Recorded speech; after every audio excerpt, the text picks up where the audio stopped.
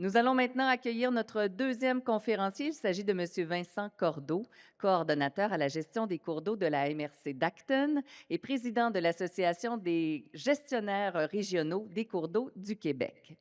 Fort de 24 années d'expérience en gestion des cours d'eau à la MRC d'Acton, il a été un témoin privilégié de l'évolution de cette pratique au sein des MRC depuis ses débuts.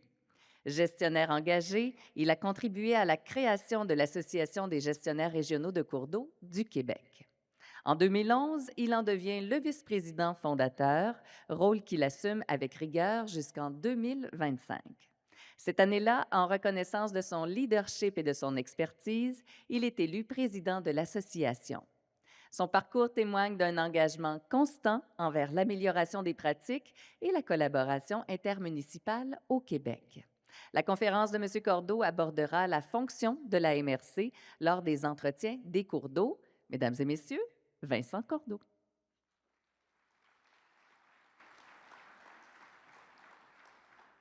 Bonjour à tous. Allons-y tout de suite avec le plan de la présentation, puisque j'ai quand même beaucoup de contenu à vous présenter. L'objectif de la présentation est de vous informer sur le rôle de la MRC dans la gestion des cours d'eau. Évidemment, à la fin de la présentation, vous ne serez pas gestionnaire de cours d'eau comme moi, mais vous comprendrez mieux le travail de votre représentant des cours d'eau à la MRC. Voici maintenant un bref historique de la gestion des cours d'eau. De 1916 à 2005, c'est plus de 700 articles du Code municipal qui s'appliquent. La compétence est aux municipalités, MRC et bureaux des délégués. De 1970 à 1993, les travaux d'entretien étaient effectués sans frais par le MAPAC. En 1994, le MAPAC se retire de l'entretien des cours d'eau. Les municipalités, les MRC et les bureaux des délégués reprennent le flambeau. En juin 2001, le Code municipal est modifié pour retirer les municipalités de l'équation et cède la compétence aux MRC et bureaux de délégués seulement. Le 1er janvier 2006, c'est l'adoption de la loi sur les compétences municipales avec ses 7 articles et l'abrogation de plus de 700 articles du Code municipal. C'est la confirmation de la compétence exclusive accordée au MRC en matière de gestion des cours d'eau. Qu'en est-il de la responsabilité des MRC? Évidemment, vous voyez à l'écran, on ne fera pas la lecture de la liste des législations fédérales, provinciales et des outils municipaux, mais on illustre très bien ici que la gestion des cours d'eau par les MRC doit considérer une multitude de lois, règlements, politiques et directives. Mais aujourd'hui, nous allons principalement nous attarder à la loi sur les compétences municipales. La compétence exclusive des MRC en vertu de la loi sur les compétences municipales. Donc, voyons ce que ça implique article par article. N'inquiétez-vous pas, il y en a seulement que 7. L'article 103, dans le jargon municipal, on appelle cet article la définition de cours d'eau. Mais il s'agit plutôt d'une liste d'exceptions. Cet article détermine la compétence exclusive des MRC à l'égard de tous les cours d'eau, sauf certaines exceptions. Les exceptions sont les suivantes. Premièrement, tout cours d'eau ou portion de cours d'eau prévu au décret gouvernemental. Essentiellement, ce sont les gros cours d'eau navigables et flottables. Deuxièmement, d'un fossé de voie publique, donc les fossés de chemin, les fossés de route, etc. Troisièmement, d'un fossé mitoyen qu'on appelle communément fossé de ligne. Quatrièmement, d'un fossé de drainage qui doit satisfaire à 3 exigences. Donc, utilisé aux seules fins de drainage et d'irrigation, qui n'existe qu'en raison d'une intervention humaine et dont la superficie du bassin versant est inférieure à 100 hectares. Mais attention, la portion d'un cours d'eau qui sert de fossé demeure de la compétence de la MRC. Donc, un cours d'eau peut emprunter un fossé et donc servir de fossé. C'est cette portion qui demeure de la compétence de la MRC. Donc, vous voyez que ce n'est pas si simple de déterminer si on est en présence d'un cours d'eau ou d'un fossé. Donc, cela dit, peu importe le titre qu'on veut bien lui donner, qu'on l'appelle rivière, ruisseau, coulée, rigole, décharge, baisseur, branche, embranchement, etc., un cours d'eau, ça demeure un cours d'eau. La détermination du statut d'un lit d'écoulement est d'une importance capitale puisque si ce n'est pas un cours d'eau, la MRC n'a pas compétence en vertu des articles 103 à 110 de la LCM. Et donc, la LCM ne s'applique pas. C'est pourquoi qu'en cas de doute, il faut vous référer à la MRC. C'est le gestionnaire au cours d'eau de la MRC qui est l'expert dans le domaine et qui possède les outils nécessaires. Aussi, il ne faut pas perdre de vue que la municipalité est responsable de l'application du régime modernisé et que le ministère de l'Environnement est responsable de l'application de la loi sur la qualité de l'environnement. Il faut donc s'informer au bon endroit selon la réglementation en cause. L'article 104 est l'article qui permet à une MRC d'adopter des règlements pour régir les matières relatives à l'écoulement des eaux des cours d'eau. On va voir plus loin en quoi ça consiste un tel règlement.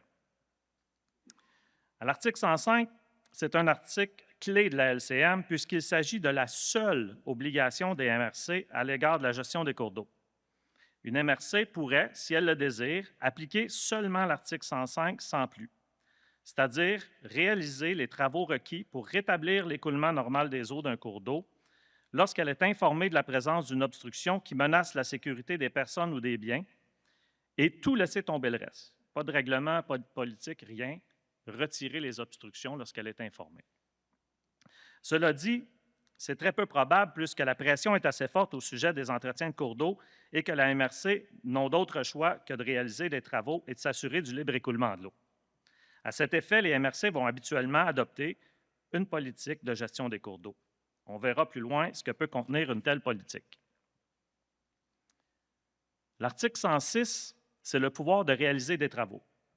Toute MRC peut, et là c'est un pouvoir et non une obligation, réaliser des travaux permettant la création, l'aménagement ou l'entretien d'un cours d'eau. On verra le type de travaux plus en détail un peu plus loin dans la présentation. À l'article 107, on spécifie les obligations des riverains de la MRC et de la MRC à l'égard des interventions possibles.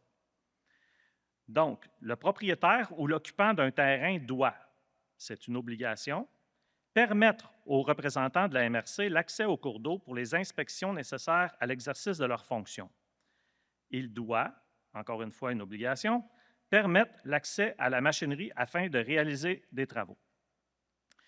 Mais toutefois, avant d'effectuer des travaux, la MRC doit, encore une obligation, notifier au propriétaire ou à l'occupant son intention de circuler sur son terrain au moyen d'un préavis d'au moins 48 heures, à moins que ce soit urgent, ou alors la MRC agit sur le champ. À l'article 108, c'est les ententes possibles entre la MRC et la municipalité locale. Compte tenu qu'avant la LCM, les municipalités assumaient la gestion des cours d'eau via le code municipal, le législateur a prévu que les MRC puissent s'entendre avec les municipalités pour certains aspects de la gestion des cours d'eau.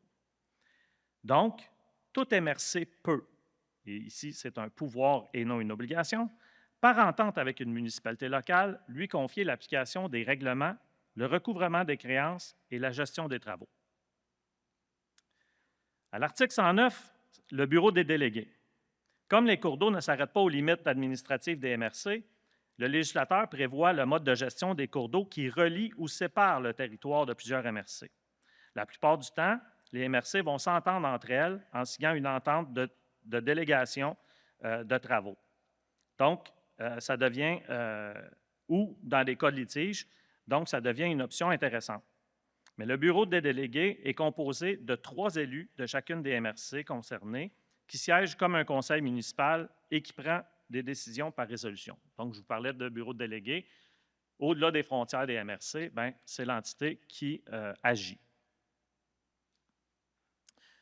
Maintenant, qu'en est-il de la mise en place d'un régime de gestion des cours d'eau dans une MRC? Donc, on vient de passer au travers des principaux articles de la LCM en matière de gestion des cours d'eau. Donc, la plupart d'entre elles ont mis en place un régime de gestion des cours d'eau. Tel qu'on l'a vu plus tôt, la mise en place d'un tel régime n'est pas une obligation, mais bien des outils pour bien s'accomplir de sa compétence et surtout de sa responsabilité de l'écoulement normal des eaux des cours d'eau. Donc, voici les outils les plus courants utilisés par les MRC. La politique de gestion, le règlement sur l'écoulement des eaux, les ententes intermunicipales et le règlement relatif au code-part. Nous allons maintenant un peu plus en détail dans chacun des outils, en commençant par la politique de gestion. La politique de gestion sert à définir le cadre d'intervention en matière de gestion des cours d'eau, déterminer le rôle des différents intervenants, la municipalité, la MRC, la personne désignée, le gestionnaire au cours d'eau de la MRC, Elle sert à établir le cadre opérationnel et le cheminement en matière de gestion des différentes interventions, retrait des obstructions, entretien, aménagement, etc. Et elle s'exprime sur le mode de financement des travaux. Lorsque la MRC s'entend avec la municipalité locale pour assumer certaines tâches, bien, cette dernière nomme une personne désignée. Donc, il y a une personne à la municipalité locale qui peut agir pour la MRC en cas d'entente. La politique de gestion peut être différente d'une MRC à l'autre selon le cadre d'intervention qu'elle veut bien mettre en place. Donc, ce n'est pas toutes les MRC qui ont la même politique de façon identique. Donc, chaque MRC adapte sa politique selon son propre territoire. Le règlement sur l'écoulement des eaux en vertu de l'article 104 maintenant. Voici comment une MRC peut mettre en œuvre un tel règlement. D'une part, elle établit l'objectif de son règlement. Donc, émission de permis, normes particulières, définir les obstructions et imposer l'obligation de les retirer, imposer les sanctions pénales en cas d'infraction, instaurer la possibilité de faire des travaux aux frais d'une personne. Toujours dans le règlement, on mentionne qu'un permis est requis ainsi que les normes particulières applicables. Donc, voici des exemples d'interventions qui peuvent nécessiter un permis au niveau du règlement de la MRC.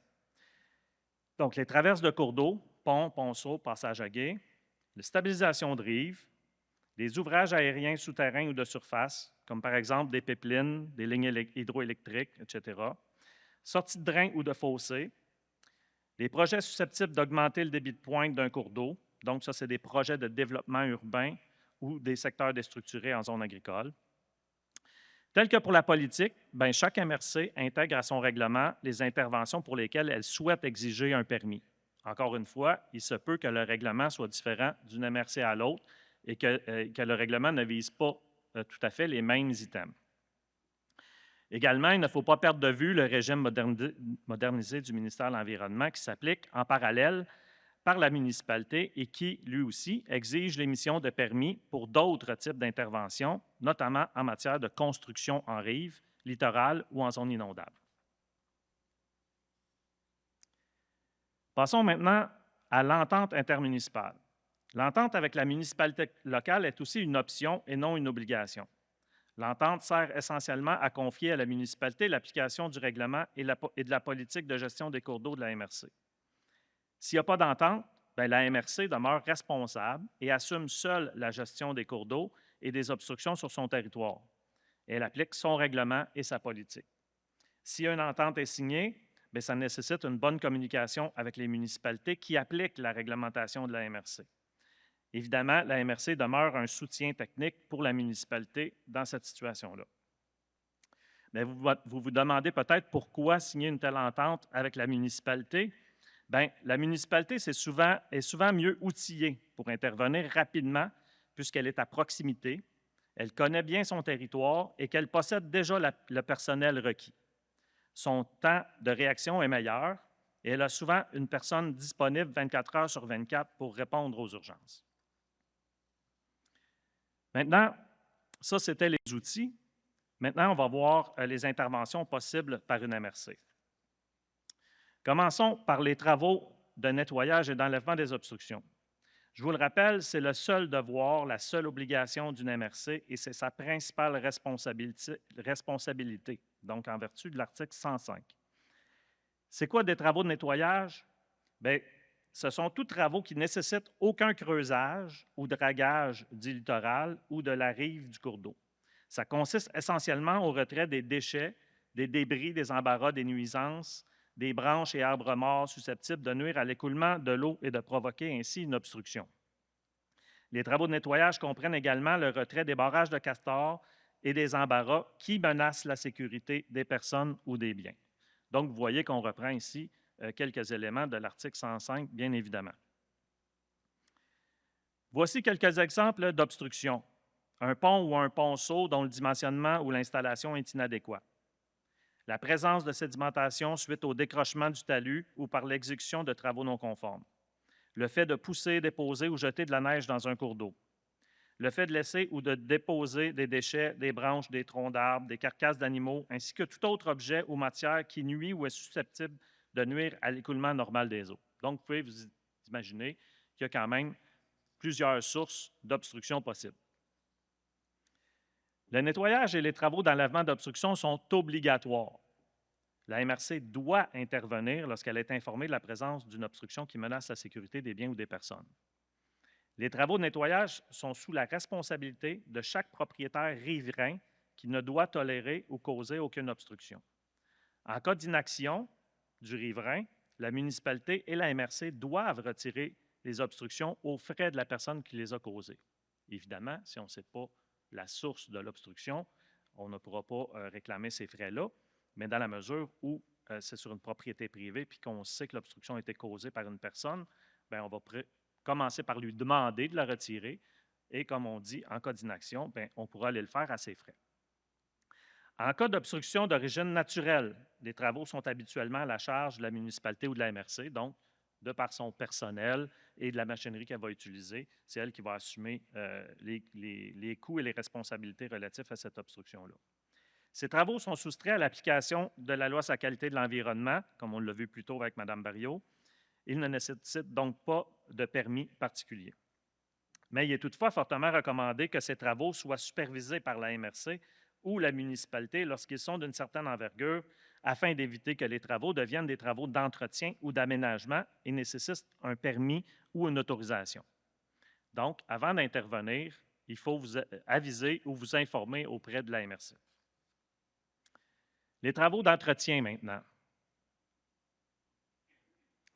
L'entretien du cours d'eau est un pouvoir discrétionnaire en vertu de l'article 106 de la loi sur les compétences municipales, mais peut aussi devenir une obligation en vertu de l'article 105, lorsque l'accumulation de sédiments devient une obstruction qui menace la sécurité des personnes ou des biens. Vous voyez qu'on peut, en matière d'entretien, vaciller entre l'article 105, qui est une obstruction qui menace la sécurité des biens ou des personnes, ou en vertu de l'article 106, qui est un pouvoir discrétionnaire d'intervenir si la MRC le juge nécessaire. Mais qu'est-ce que les travaux d'entretien concrètement? C'est l'enlèvement partiel ou complet par creusage des sédiments accumulés au fond du cours d'eau et visant le rétablissement du profil initial du cours d'eau.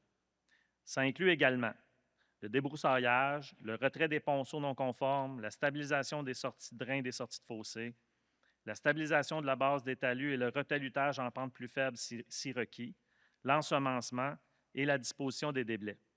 L'article 24 du RAFI définit plus précisément les travaux d'entretien et autres travaux pouvant faire l'objet d'une autorisation générale. Donc, les travaux d'entretien doivent être bien justifiés. Par exemple, avant d'intervenir, justifier de la façon suivante, comme exemple, obstruction complète ou partielle, avec débordement récurrent dans la parcelle en culture, problème évident de drainage qui ne peut se résoudre par d'autres façons que de recreuser le cours d'eau, des obstructions de sortie de drain ou de sortie de fossé, etc. Donc, il faut quand même qu'il y ait un réel besoin avant d'effectuer un entretien. Les travaux d'entretien doivent être décrétés par la MRC et sont généralement exécutés par celle-ci. Une entente de gestion des travaux peut être conclue avec une municipalité en vertu de l'article 108 de la loi sur les compétences municipales. Ces travaux requièrent une autorisation générale ou une déclaration de conformité et une demande d'intervention est habituellement requise et peut être déposée par un citoyen ou une municipalité. Donc, la plupart du temps, quand les MRC interviennent, bien, ils ont reçu une demande. Donc, que ça provienne d'un riverain ou de la municipalité.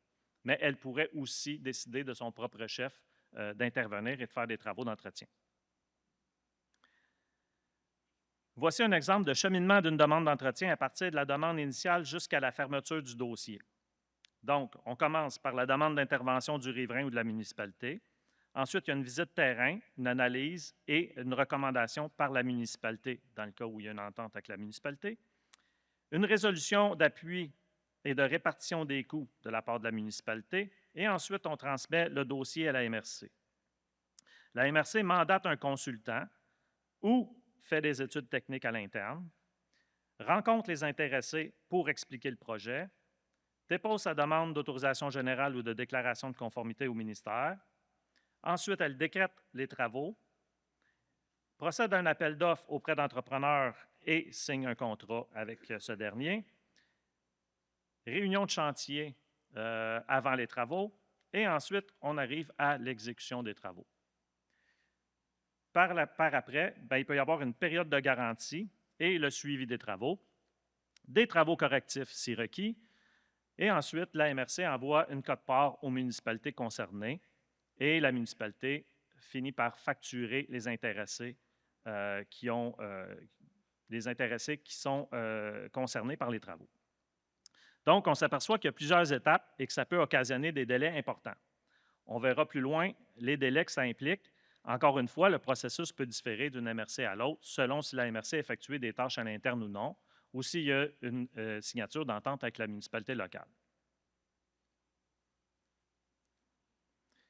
Aux travaux d'entretien peuvent aussi s'ajouter des travaux de restauration ou de bonification.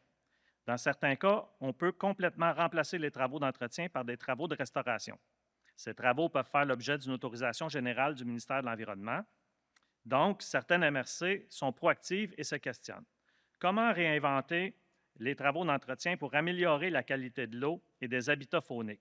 Tenir compte des changements climatiques sans nuire à l'égouttement des terres de façon acceptable pour le propriétaire et à des coûts raisonnables.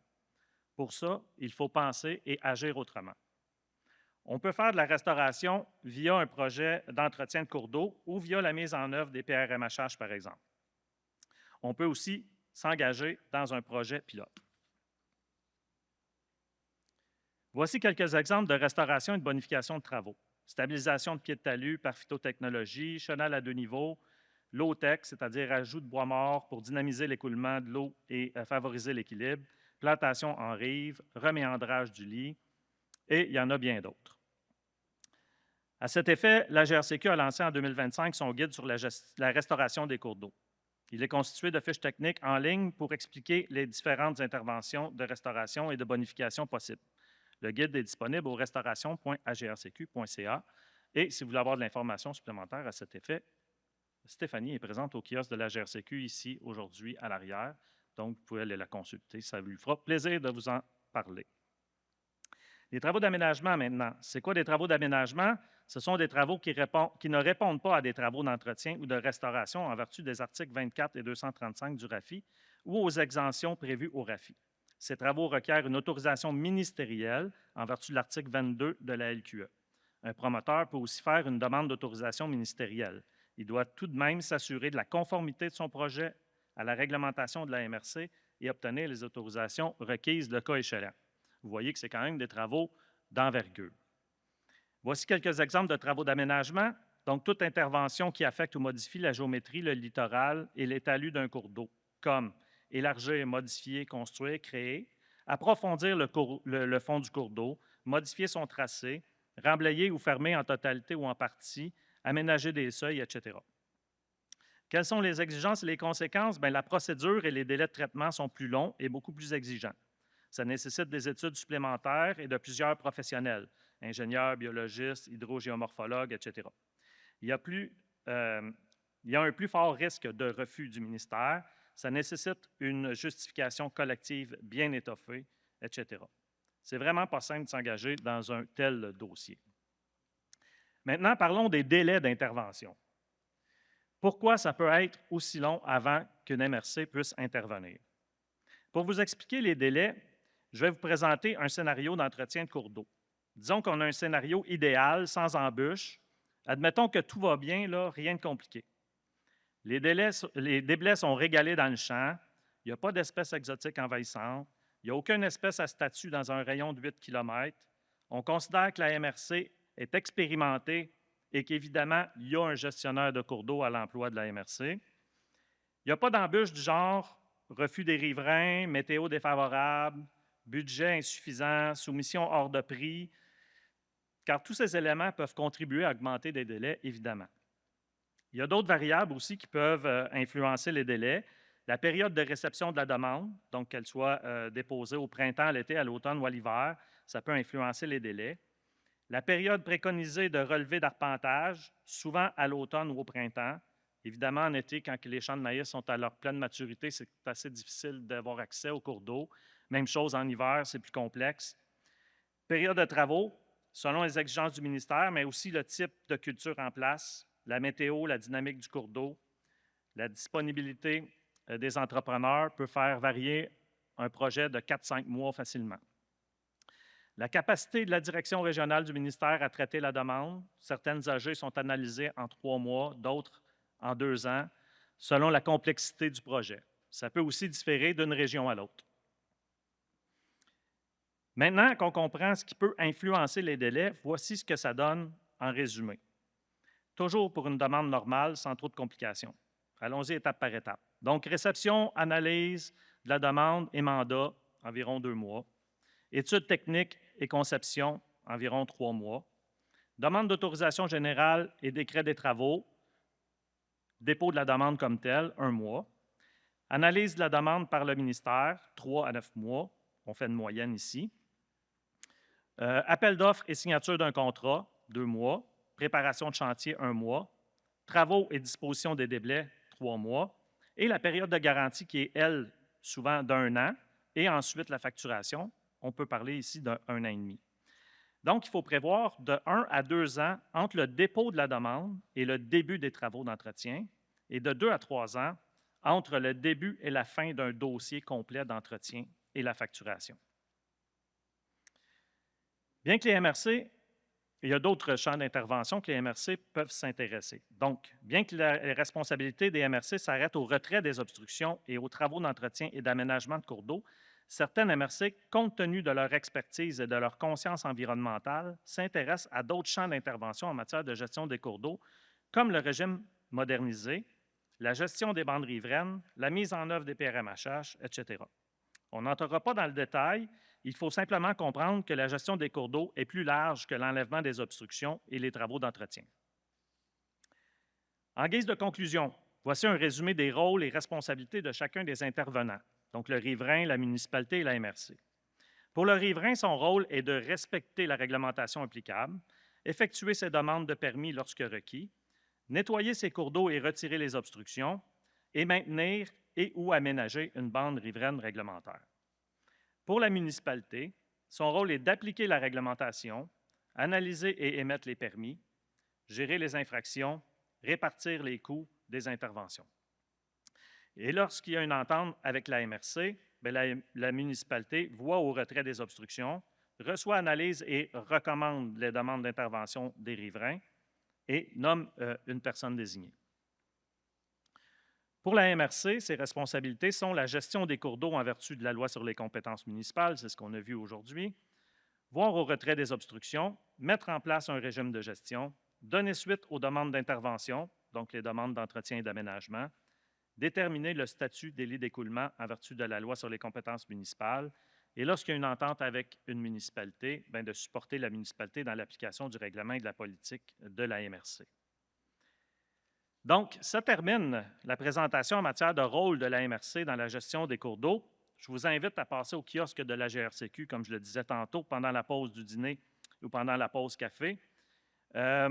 Et vous allez pouvoir rencontrer Stéphanie qui va pouvoir vous en dire plus sur l'Association des gestionnaires de cours d'eau du Québec. Merci de votre attention.